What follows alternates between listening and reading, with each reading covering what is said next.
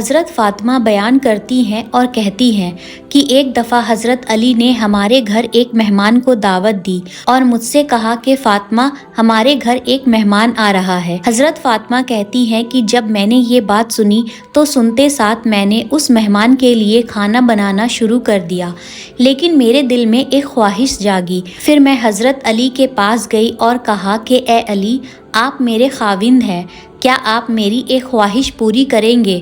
میری خواہش ہے کہ میرے بابا آپ صلی اللہ علیہ وسلم ہمارے ساتھ کھانا کھائے، وہ بھی اس دعوت پر آئے۔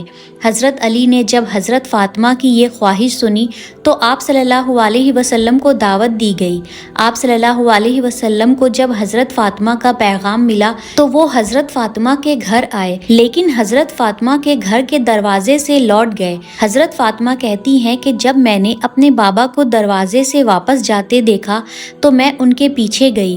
میں نے کہا کہ بابا، ایسا کیا ہوا ہے کہ آپ ہمارے گھر کے دروازے سے واپس جا رہے ہیں؟ کیا آپ کو میری کوئی بات بری لگی؟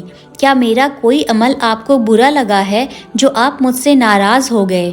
آپ صلی اللہ علیہ وسلم نے جب حضرت فاطمہ کی یہ بات سنی تو کہا کہ میری بیٹی فاطمہ، تمہارے گھر میں ایک کپڑا ہے، ایک پردہ ہے جس کے اوپر کسی کی تصویر بنی ہوئی ہے۔ میری بیٹی، مجھے یہ زیب نہیں دیتا اور کسی بھی نبی کو یہ زیب نہیں دیتا کہ وہ کسی ایسے گھر میں داخل ہو جہاں کسی کی تصویر لگی ہو۔ جب حضرت فاطمہ نے اپنے بابا کی یہ بات سنی تو وہ فوراً گھر گئی اور اس پردے کو اتار دیا۔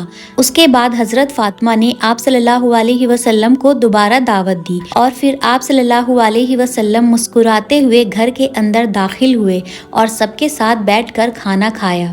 اگر آپ صلی اللہ علیہ وسلم چاہتے تو حضرت فاطمہ کو جا کر درست بھی کر سکتے تھے، لیکن آپ صلی اللہ علیہ وسلم نے اپنی بیٹی حضرت فاطمہ کے ذریعے ہمیں یہ سکھایا کہ اگر نبی کی بیٹی کو یہ اجازت نہیں ہے کہ وہ گھر کے اندر کسی کی تصویر کو سجا کر رکھے تو پھر یہ کسی کو بھی اجازت نہیں ہے۔ سبحان اللہ۔